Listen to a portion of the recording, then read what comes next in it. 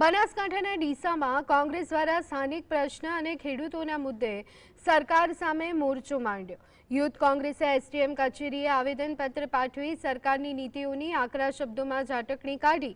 ડીસામાં કોંગ્રેસના આગેવાનોએ સ્પષ્ટ જણાવ્યું કે ખેડૂતોને ખેતીમાં થયેલા મોટા નુકસાનને ધ્યાનમાં રાખી તેમના દેવા માફ થવા જોઈએ।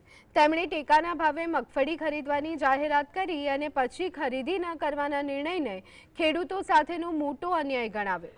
કોંગ્રેસે બોટાદ યાર્ડમાં ખરીદી સમયે થયેલા કાદવ કચરાની ઘટનાનો ઉલ્લેખ કરી આક્ષેપ કર્યો કે સરકાર ખેડૂતોની સાથે થતી સાચી ઘટનાઓને પણ સ્વીકારવા માટે તૈયાર નથી।